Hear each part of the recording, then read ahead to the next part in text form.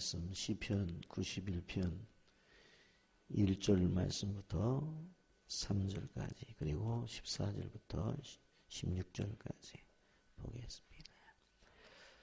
시편 91편 1절부터 3절 그리고 14절부터 16절까지 다 함께 읽도록 합니다. 지존자의 은밀한 곳에 거주하며 전능자의 그늘 아래에 사는 자여, 나는 여호와를 향하여 말하기를 그는 나의 피난소요 나의 요새요 내가 의뢰하는 하나님이라 하리니, 이는 그가 너를 새 쌍구리의 올무에서와 심한 전염병에서 건지실 것이미로다. 넘어가서 14절부터 봅니다. 하나님이 이르시되 그가 나를 사랑한즉 내가 그를 건지리라. 그가 내 이름을 안즉 내가 그를 높이리라. 그가 내게 간구하리니 내가 그에게 응답하리라. 그들이 환난 당할 때에 내가 그와 함께하여 그를 건지고 영화롭게 하리라. 내가 그를 장수함으로 그를 만족하게 하며 나의 구원을 그에게 보이리라 하시도다. 아멘. 이 새벽에 주님 앞에 나온 여러분들을 예수님의 이름으로 축복하고 환영합니다. 아멘. 중국 내지 선교에 앞장섰던 허스튼 테일러 선교사는 선교 초기에 좌절과 낙심과 과로로 쓰러지는 일이 늘 빈번했습니다. 몸도 많이 지쳤습니다마는 자신이 하나님의 뜻대로 살지 못한다라고 하는 것과, 그리고 그렇게 노력하고 수고하고 애쓰는데 선교의 현장은 더욱더 힘들어져 가는 것들을 그는 느꼈습니다.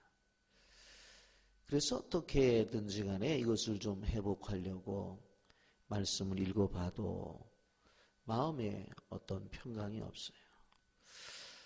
또 금식을 하면서 정말 기도를 해도 선교 현장이 온전해지지를 않는 겁니다. 그런데 어느 날 낙심과 좌절이 있을 때에 맥카디 선교사로부터 편지 한 통을 받게 됩니다. 그 편지를 열어서 보니까 그 편지의 내용에 이렇게 적혀 있습니다. 예수님을 믿으려고 애쓰거나 거룩하게 살려고 애쓰지 마십시오. 그냥 그분과 동행하십시오. 아주 짧은 한 귀절이고 그 밑에 성경 귀절이 써 있는데 요한복음 15장 5절의 말씀이었습니다. 나는 포도나무에 너희는 가지라. 그가 내 안에 내가 그 안에 거하면 사람이 열매를 많이 맺나니 나를 떠나서는 내가 아무것도 할 수 없습니다.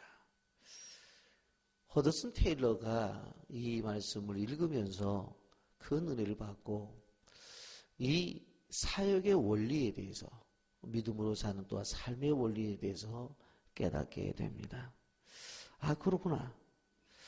가지된 우리는 포도나무에 그냥 붙어만 있으면 되는 거지, 가지가 무슨 열매를 맺으려고 막 노력을 하고 수고를 하는 것이 아니구나.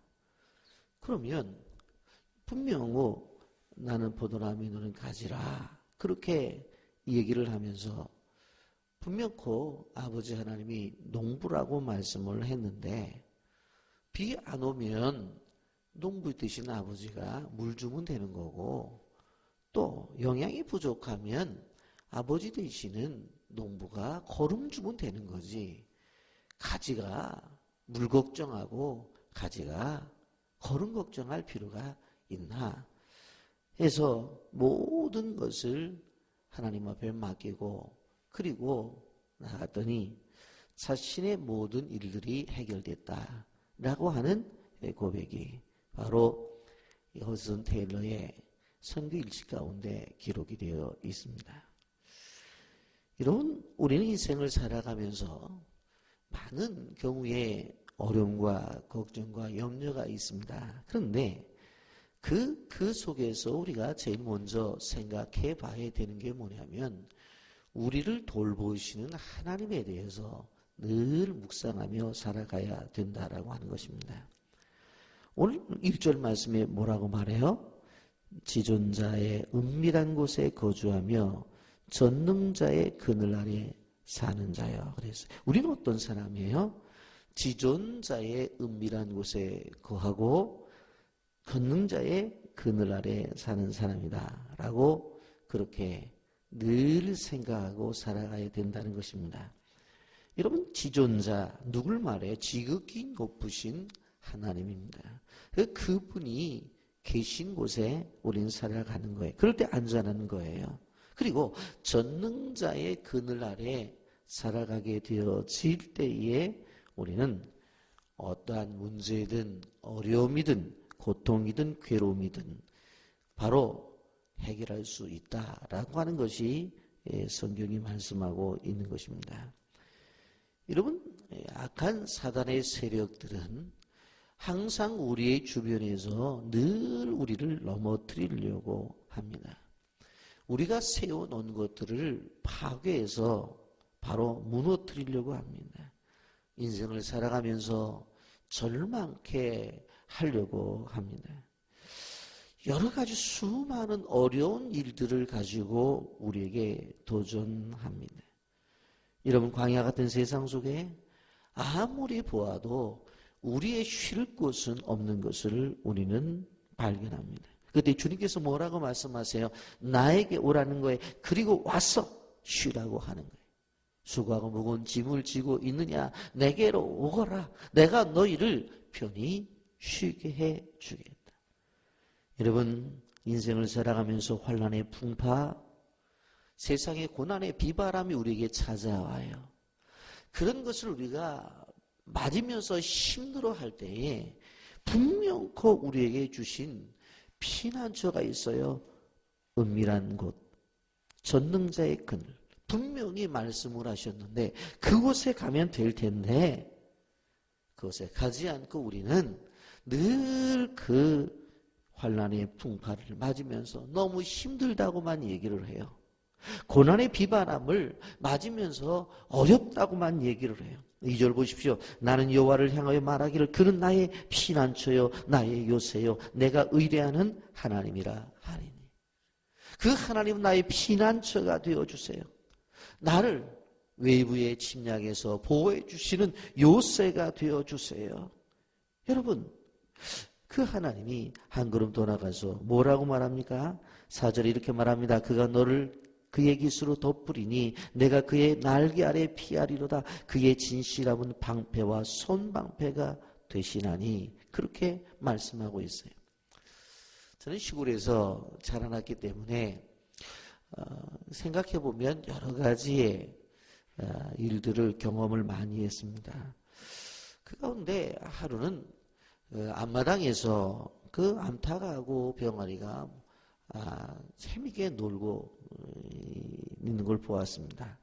그냥 어린 병아리는 삐약삐약 그러면서 그렇게 어미랑 여기저기 다니면서 쪼아 먹는데 어느 한순간에 어미닭이 구구구구구 하면서 아주 굵은 목소리로 다급하게 소리를 내요.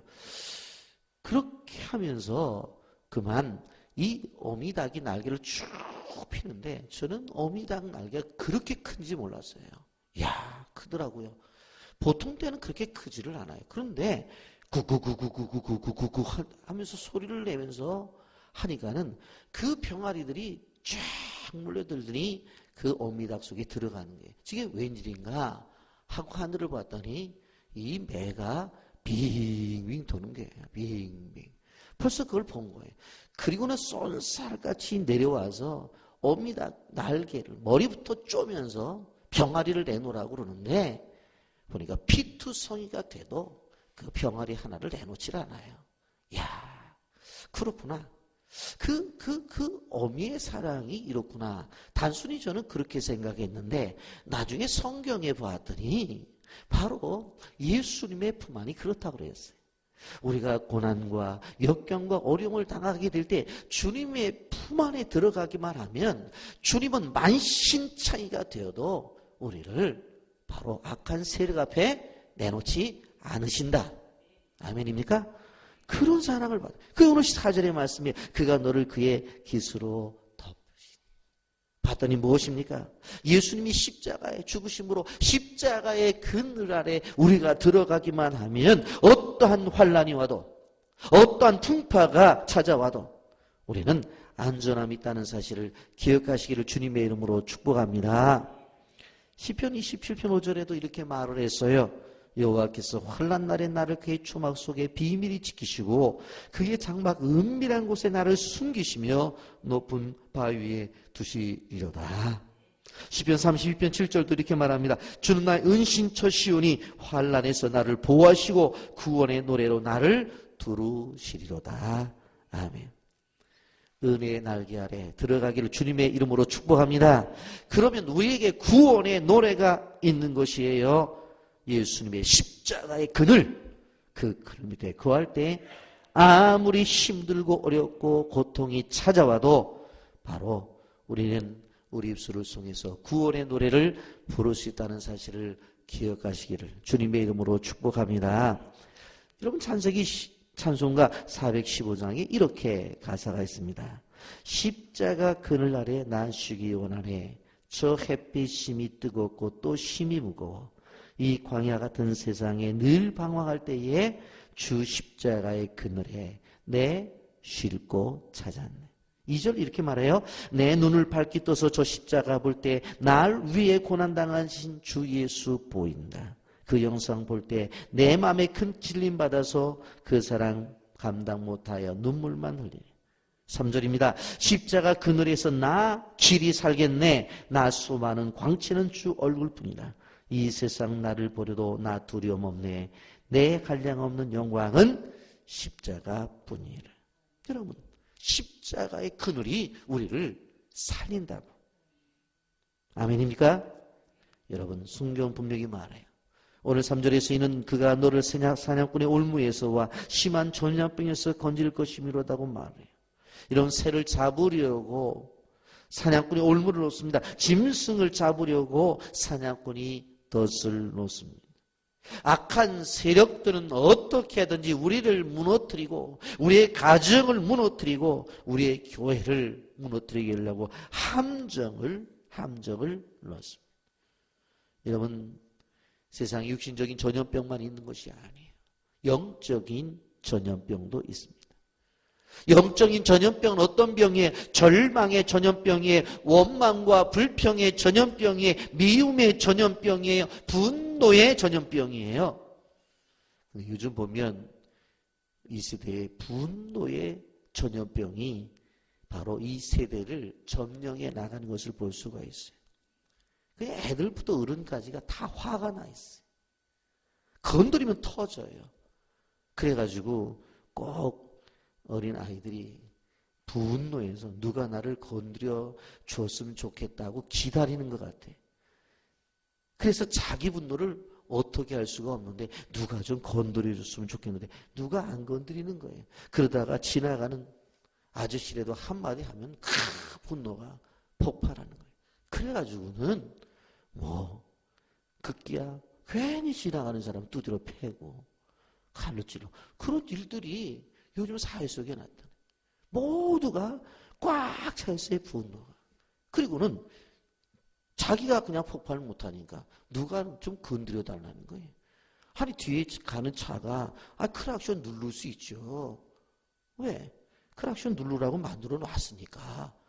어떤 경우에 할 수, 왜 화가 나서 쫓아가갖고 차배당 맞고 또 싸움질하고 그럽니까? 보면 이해가 안 되는 일들이 많아요. 분노가 꽉 차 있어요. 그런데 이게 이 시대에 이 나라 이 민족에 있는 타건 전염병이에요. 여러분, 우리는 이러한 사실 앞에 오늘 14절 하나님이 이르시되 그가 나를 사랑한 적 내가 그를 건지리라. 그가 내 이름을 안 적 내가 그를 높이리라. 얼마나 감사한지. 여러분, 사랑한다는 말의 원어적 의미를 찾아가 보면 이런 뜻이 있습니다. 가까이 있다, 붙어 있다. 하나님이 이르시되 그가 나를 사랑한 적 내가 그를 건지리라. 주님을 사랑하니까 주님이 우리를 건져주시고 주님의 이름을 아니까 주님이 우리를 높여주신다고 그랬어요. 그런데 이 사랑이라는 말이 가까이 있다, 붙어 있다, 그런 뜻이 있어요. 신혼 부부들을 보면 저는 나이가 들어서 그런지 웃으면서 속으로 그런 생각을 해요. 아이 집에서 하루 종일 붙어 있으면서 뭐 교회까지 와서 저렇게 손잡고 다니나 그런 생각을 하실 때 있어요. 그리고 또 둘이 앉아가지고는 둘이 설교 시간에 또 손손손해요. 저는 믿습니다. 은혜 받은 얘기를 집에까지 가서 할 수가 없어서 예배 시간이라도 얘기하고 있구나. 그렇게 제가 마음으로 생각을 합니다만은 그런데 좋으니까 앉아서 둘이 손손손손 뭐라고 써서 주보도 왔다 갔다. 저는 저 낙서장이 아닌데 왜 주보를 갖고 저러나.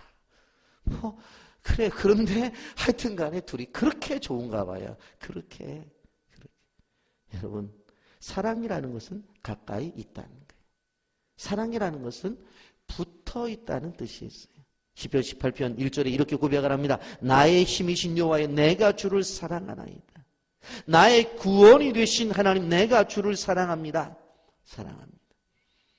여러분 시편 40편 2절에 그렇게 말씀합니다. 나를 기가 막힌 웅덩이에서와 수렁에서 끌어올리시고 내 발을 반석에 두사 내 걸음을 건고케 하셨나이다. 우리가 인생을 살아가면서 웅덩이에 빠질 수 있어요. 수렁에 빠질 수 있어요. 그럴 때 건져내시는 분이십니다. 여러분 우리가 그래서 늘 생각해야 돼요. 주님을 사랑해야 돼요. 여러분 희생에 따르는 사랑입니다. 사람들은 말로만 사랑하지만 그렇지 아니에요. 진짜 사랑은 바로 희생이 있어요. 여러분 자신을 사랑한다고 자신을 위해서도 희생이 있어야 되는 거예요.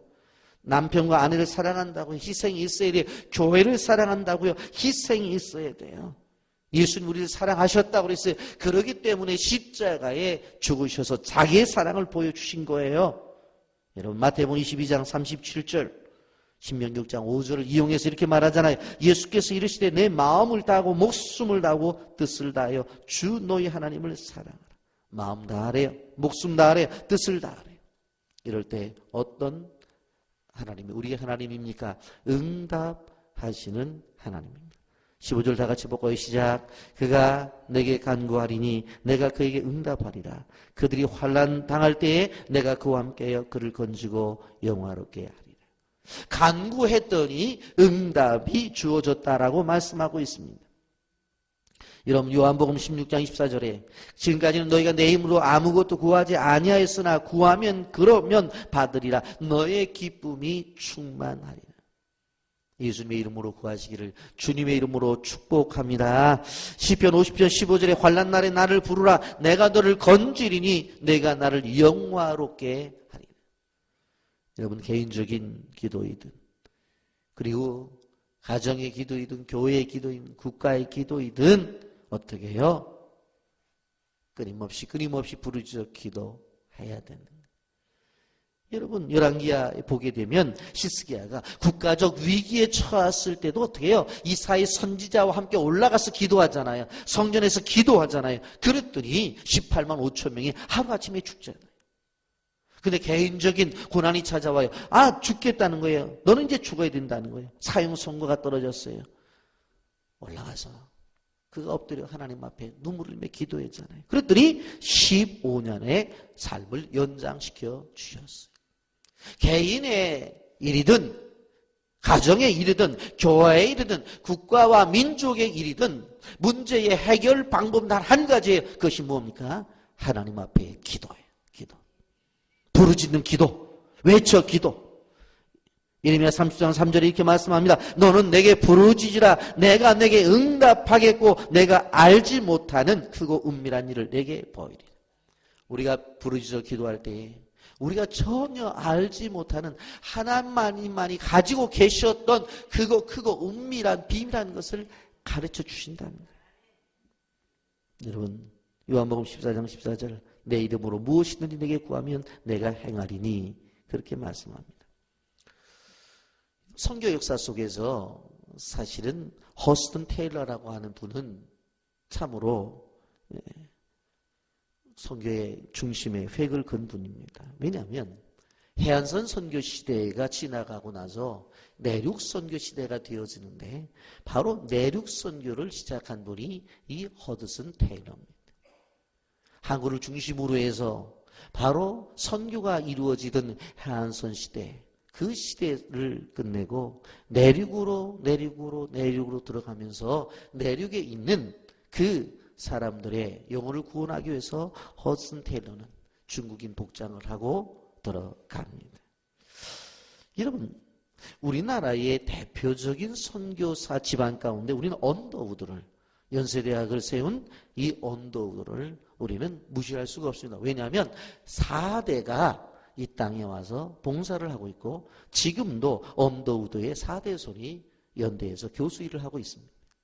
대단한 집안이죠. 그런데 중국 역사 속에서는 허드슨 테일러를 무시할 수가 없어요. 거기도 4대를 바로 중국에 가서 지금까지 사역하고 있어요. 그런데 그의 아들 브래드릭 하워드 테일러가 성령을 품은 사람이라고 하는 제목을 가지고 자기 아버지 허드슨 테일러의 바로 일대기를 기록을 합니다. 그런데 그의 아버지 허드슨 테일러는 늘 뭐라고 기도를 했냐면, 하나님, 저에게 저 죽어가는 1억 5천 명의 중국의 영혼들을 달라고 늘 기도를 했습니다. 그리고는 1억 5천 명을 위해서 나의 목숨을 받아달라고 기도를 했어요. 여러분, 그렇게 기도하면서 뭐 이구석 저구석 그냥 산속으로 다닐 때 문제가 생겨서요, 이 영국과 중국 국가 간에 문제가 생긴 거예요. 그런데 국가 간에 문제가 생겨서 충돌하고 있는데 영국에서 파송된 허드슨 테일러가 그 나라 민족을 구원하겠다고 이것저것 다니니까 나라로부터 뭐라고 명령이 떨어졌냐면 고만하라는 명령이 떨어졌어요. 그러면서 선교비가 줄기 시작했어요. 그래서 이제 큰일 났어요. 선교비가 다 끊어지고 어려움이 찾아온 거예요. 그런데도 허드슨 테일러는 끊임없이 파송한 교회와 지금까지 협력하던 교회들에게 편지를 썼어요. 저는 지금도 안으로 산속으로 들어가고 있습니다. 그 속에 갔더니 죽어가는 영혼들이 있습니다. 이들을 구원해야 됩니다. 그런데 국가가 돈을 안 내보내는 거예요. 돈을 안 내보내는 거예요. 너무 낙심이 되었었는데 편지 한 통을 받게 돼요.